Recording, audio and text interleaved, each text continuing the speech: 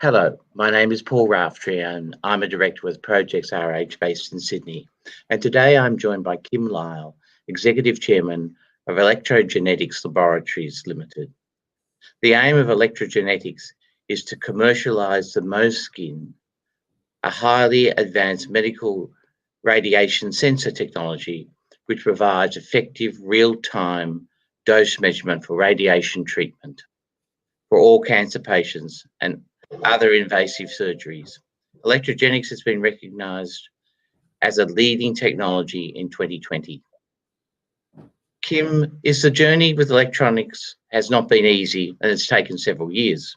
Tonight we will speak of the journey of commercialising a technology which is developed by a university and that there are other learning points for developing and marketing a technology. On the 20th of October, Electrogenetics won the 2020 Australian Technology Company of the Year award. This was a great honour, with more than 200 companies participating in the process. As Kim is well aware, Projects RH works with a number of investment visa applicants as well, who are very keen on using a 132B or 188E visa to commercialise their technology so they can invest and stay. This is just so one of the pathways to stay in Australia. The economic environment in Australia today clearly favours the development of technical solutions which have global applications, i.e. they can generate export income and create jobs in Australia. Spin-off opportunities from technologies are legendary, and the classic is Teflon, which came out of the space program. But it led to the creation of baby foods, digital cameras, and it also the purification of water and racing swimwear. So as a technology goes, other technologies spin off. Kim, welcome. Thank you, Paul. It's a pleasure. Kim, you're a highly regarded member of the financial community, and you've been a director of 6 public companies, including 2 listed on the ASX. Could you please provide the audience with a brief overview of Electrogenetics and your journey so far? Certainly. For example, how do we find the technology? How did you make the decision to commercialise it? I mean, why you found it, yes. How, and then how did you want it? What made you want to commercialise it? Okay, so, well, in terms of locating the technology in the first instance, we actually looked at over 100 different technologies in total, developed by the University of Sydney, some by the University of Wollongong, the University of New South Wales, and in fact, quite a few developed by the CSIRO. So that was over a 2-year period, and we selected this particular technology, this radiation sensor technology, because we felt it offered the greatest scope for commercialization and development. But we didn't just stumble upon the opportunity. We'd had to do a lot of research to find the right product and deal. We were attracted to this in particular because it was fully tested and proven by the University of Wollongong over a period of 8 years on over 2,000 patients and in 20 hospitals and clinics around the world. So not only that, but it's actually been fully patented. So this wasn't just an idea. This was a real product that had been tested and proven and was ready for mass production and commercialization. So that's what attracted us to this technology over the other potential deals we looked at. We dealing with the universities and CSIRO for that matter isn't a simple process. It requires 5 magic words: patients, patients, and more patients.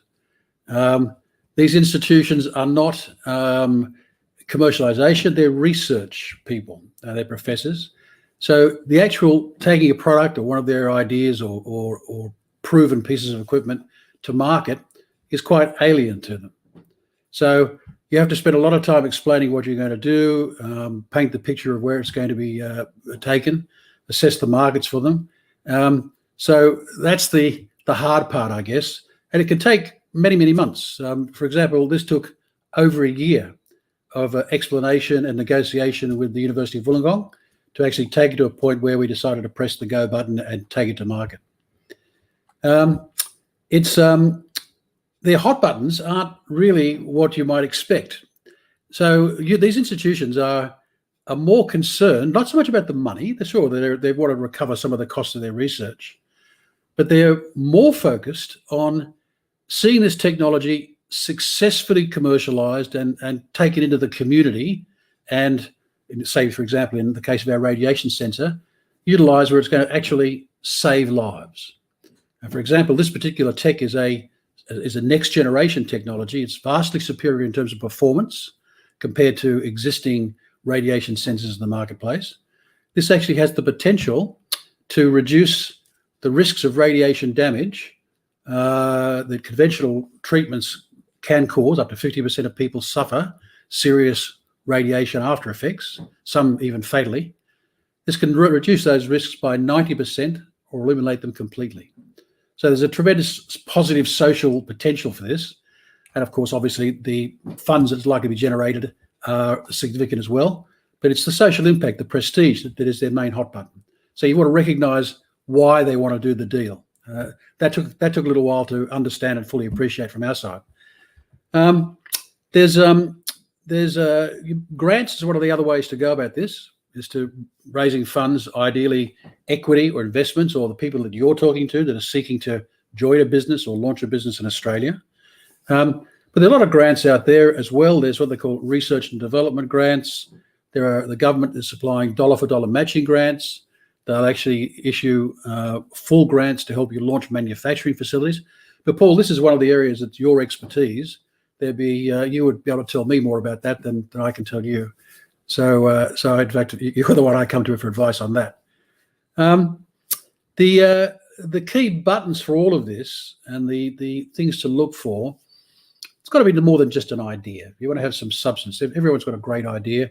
It's whether you can take that idea and turn it into a real product. One of the big drivers for that is it's all good and well to have a great idea, but you have to identify that there is an actual market for the product. Again, with our radiation sensor, there are multi-billion dollar medical radiation markets that this addresses. Angiograms, radiation treatment for cancer, CT scans. For example, in the US, there's over 90 million CT scans a year. So the risks of radiation overdosing, if they don't get it right, you could receive the equivalent of 200 X-ray plates in one dose, going through a CT scan or an angiogram. So the idea is to eliminate those risks or reduce them significantly. So we want to address major markets. It should ideally be a tech that's a breakthrough, so as an advance over existing products that are out there, and also be affordable at the same time. So it's no good bringing out a Rolls Royce that cost $1 million because nobody can afford to buy it. So that's a driver as well. And probably one of the most important aspects is to actually quantify your markets. Okay. People, for example, say they've developed a rubber hose for air conditioning, and they say the air conditioning market per annum is 160 billion. But in fact, the air conditioning market for rubber hoses, their real market, might be $1 million a year. So it's to actually identify your real market for a product, not just a general, landscape, and then determine how many competitors there are there and why you have an advantage over those. So quantification of your actual addressable market is pretty essential. And I think probably the most important thing that I would suggest for what I look for is to see that there are established channels to market. So when you start a business and you're doing business to consumer, and that's basically selling one at a time to a new customer, the idea is to have a major partner that already is servicing, turning over billions of dollars ideally, or hundreds of millions of dollars, and is servicing the markets that you're targeting. So ideally you have one customer or two or three, and that's your distributor in each of the territories. So you actually identify ease of market penetration, I guess, is what we're talking about. So look, that's a little bit of a summary of the drivers and the criteria that we look for. But patience is one of the big drivers, and it all takes time to get there. So that's the story. But it's a terrific story. And when you've been working on this, have you discovered any spin-off technologies, and how have you handled those? Look, there's always spin-off technologies. Obviously, the object is you could be distracted by spin-off technologies as well. Yes, they're there, but early cash flow is what drives a business. So get your key product to market, get it selling, establish a cash flow, and then address your spin-off technologies. Because otherwise you'll wind up with too many balls in the air, and these projects get 95% complete, but they don't actually get to the proper full commercialization stage. So yes, they're there, but stick to your knitting and get each product away in its own right, and then move on to the next. Kim, that's been a fantastic insight into the world of commercialising technology. Thank you very much for your time tonight. Thank you for inviting me. It was a pleasure to talk. My name is Paul Raftery. I'm a director with Projects RH based in Sydney. And tonight I've had with me Kim Lyle, Executive Chairman of Electrogenics Laboratories, also based in Sydney. Ladies and gentlemen, farewell for now. Thank you, Kim, and good night. My pleasure.